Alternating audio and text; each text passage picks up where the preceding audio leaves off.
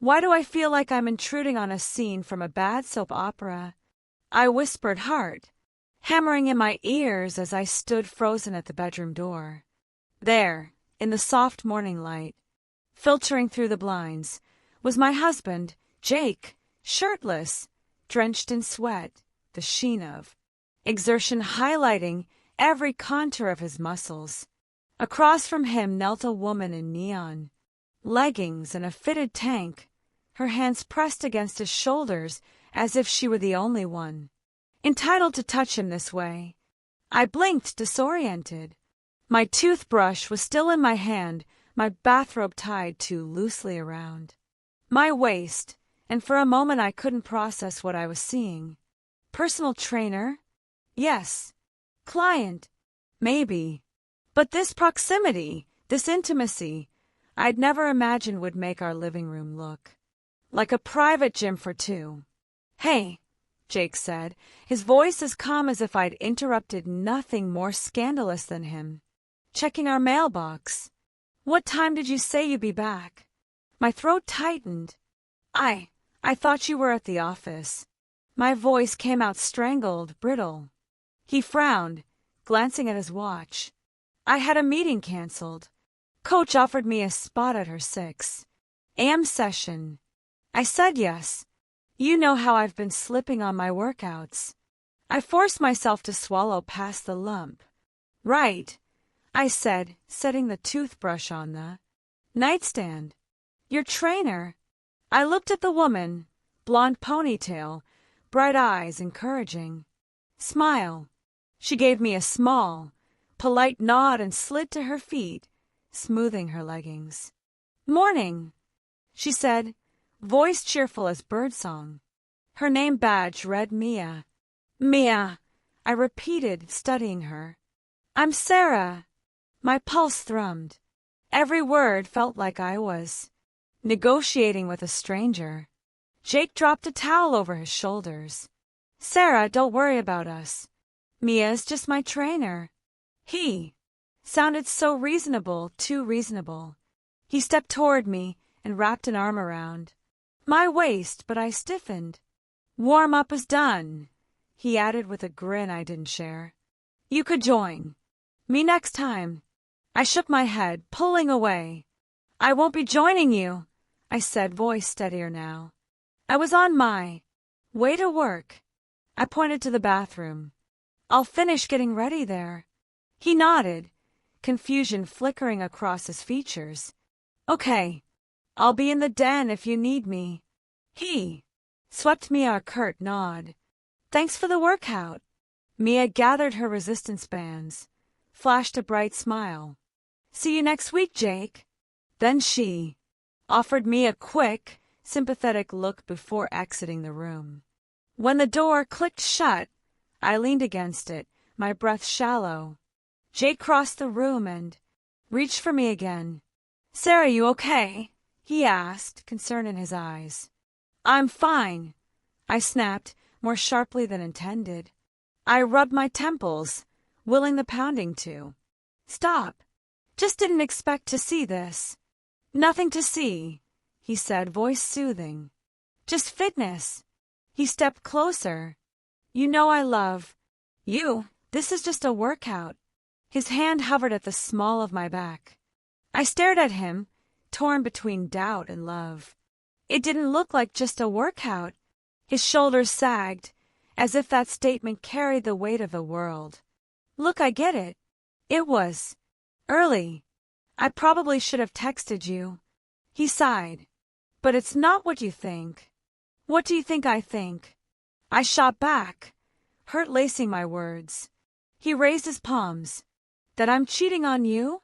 That I'm having an affair? That I'd choose her over you? Come on, that's insane. I rubbed my arms, suddenly chilly. Maybe it's insane, I said quietly, but I can't help how it feels. I thought of the late emails I saw on his phone, the secretive tone in his voice when he said, I'm meeting up with my trainer, instead of, I'd like us to work out together. It fit a pattern. He reached for my hand. I promise, you're the only one I want. He lifted my fingers to his lips. This is just training, nothing more. I looked away, tears prickling. You say that now, but I can't erase what I saw. He drew me into a hug, genuine, strong, reassuring. Then let me prove it, he whispered. Join me next time. Let's work out together. He pulled back, searching my eyes. No secrets, okay? Monday, 6 a.m., garage gym. You and me, side by side. I hesitated, torn.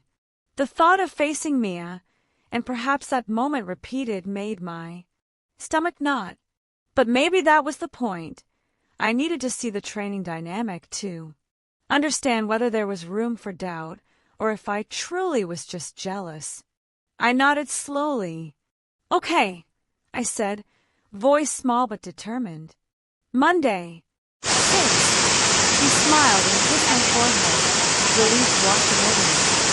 Thank you, he said. I love you. I love you too, I whispered, though my heart still trembled.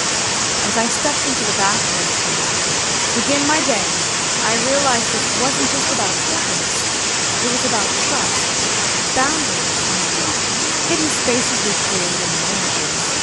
And come Monday, I would stand face to face with his trainer, my doubts, and a choice: to confront my jealousy or to confront the truth about us.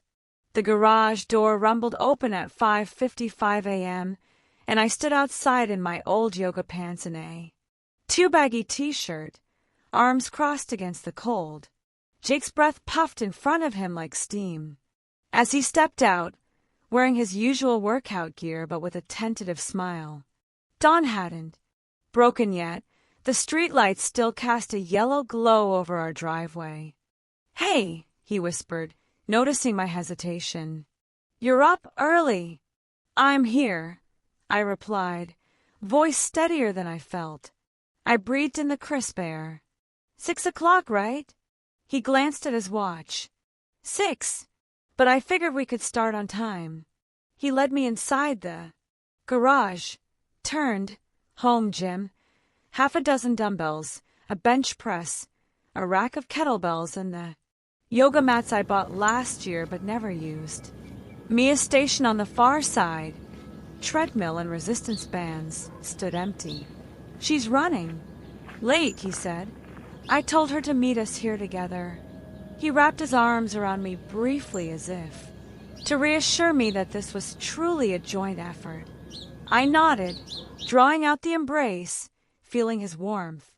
Thanks. He handed me a light dumbbell. Let's start with a warm-up. 5 minutes of jumping jacks, then some stretches. His tone was businesslike, no trace of his usual flirty banter with her. I did the jumping jacks, cheeks burning, while he counted out each rep, watching me with encouraging eyes. When 5 minutes were up, we moved to stretches. He guided me through lunges and torso. Twists. Good form, he praised, his hand on my lower back. I steadied myself, absorbing the support. If this was trust building, it helped. At 6:10, the overhead door creaked as Mia rolled in, earbuds in, clutching a clipboard. She spied us and gave a quick nod, pulling out her earbuds. Morning, you two. Her smile was polite but reserved. She set up her stopwatch. Jake faced me. Ready? He asked. I swallowed. Ready. Mia launched into her routine. 3 cardio intervals on the treadmill, then partner. Drills, medicine ball passes, and resistance band rows. She demonstrated with precision, but she didn't stand too close to either of us. When she coached Jake, she spoke clearly. Keep your core tight. Drive your hips forward. No suggestive touches, just professional corrections. I exchanged glances with him as he moved through the drills. His gaze flicked to me, his eyes apologetic. I squeezed my band before doing my sets, forcing my mind to focus on the burn rather than the betrayal. Halfway through, Mia came over. Great job on that last set, she said, offering me a water bottle. Her tone was warm but neutral. I took it. Thanks, I said, then glanced at Jake. You okay? He nodded. Yeah. He wiped sweat from his brow. Thanks for coming. When the session ended, Mia gathered her things. Same time next week, she asked. Jake smiled. Yeah. She nodded to me. Great meeting you. I forced a smile. Nice to meet you, too. Mia left, and the garage door closed behind her. We stood in the quiet, the gym's fluorescent. Lights humming. I set the dumbbells down carefully. That was normal, I said, surprised by how calm I felt. He exhaled. She's professional. He reached for me. I wanted you to see that. I let him hold me. I saw. And I believe you. He tilted my chin up, searching my eyes. I'm sorry I made you doubt me. I'll keep working out. With you from now on. I nodded, heart fluttering. I'd like that. He led me to the bench press. Want to try a set together? He offered. I hesitated, then climbed. Up. With his spot at the bar, we did a few reps side by side, our rhythm matching. Each lift and lower felt like a small victory over suspicion. When we finished, he wrapped an arm around my shoulders. Thank you, he murmured, for trusting me enough to show up. I smiled, leaning into him. I needed to see it with my own eyes. He kissed my temple. Let's keep building, he said softly. That evening, as I cooked dinner, he joined me, chopping vegetables together. He chatted about the session, what he learned, how strong he felt. I offered feedback, keep your elbows in on. The press, and teasing encouragement, don't crush the carrots. The kitchen filled with laughter and ease, something we hadn't felt in weeks. After dinner, we settled on the couch. I rested my head on his shoulder. I know Monday. Mornings might be tough for us, I said, but I'm glad we did this. He kissed my hair. Me too. Next week, I'm booking my session after yours, no secrets. He chuckled. And you can critique my form anytime. I laughed. Deal. And in that moment, the tension between us eased, like steam released from a pressure cooker. Before bed, he pulled me into a final hug. I love you, he said. Thanks for being brave. I smiled against his chest. I love you too. Let's keep proving to each other we're on the same team. Monday had become more than a workout. It became the first step in rebuilding trust, one honest rep at a time. And though the road ahead would have hurdles, we tackled the biggest. One together, doubt. With each session side by side, I realized love could grow stronger when we faced our insecurities in the open light, rather than hiding behind closed doors. That next Monday morning, I woke before my alarm, something I hadn't done in years. My mind was buzzing with anticipation rather than anxiety, a rare sensation. I patted quietly down the hallway in my pajamas, pausing at the bedroom doorway. Jake was already up, the garage doors faint were echoing through the house as he lifted weights by the far wall. I watched him for a moment, muscles moving smoothly, every rep controlled, face calm and focused. He caught my eye, paused mid-curl, and offered me a small, genuine smile. No flicker of shame, no guilty glance, just honest exertion. I slipped into my workout clothes and crept downstairs. In the kitchen, I poured 2 glasses of water, grabbed a towel, and walked outside. The dawn air was cool against my skin. Jake stood by the garage, leaning on a kettlebell, waiting. Morning, he said softly, holding out the towel. Ready. I stepped into the garage and smiled. Yes. We began with the same routine, jumping jacks, stretches, and then straight into weight circuits. But today, Mia's station remained empty. Our trainer had kindly agreed to give us space, to step back and let us forge this chapter ourselves. As we moved through squats and band rows, side by side, the rhythm of our breathing matched, an unspoken harmony forming in the hum of the garage lights. Halfway through, Jake paused, setting down his dumbbells. "Can we talk?" he asked, voice honest. I nodded, dropping mine too. He leaned against the bench press. "I've been thinking about what you said about being on the same team. I realized I've been coaching my body better than I've coached our relationship." I let out a breath I didn't know I'd been holding. "Me too. I've been criticizing your sessions when I should have been cheering you on and joining in sooner."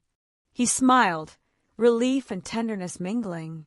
"I want us to be inseparable again like we were before, workouts, dinners, everything. Not because I have to prove myself, but because I want to share every part of my life with you." I stepped closer and took his hand.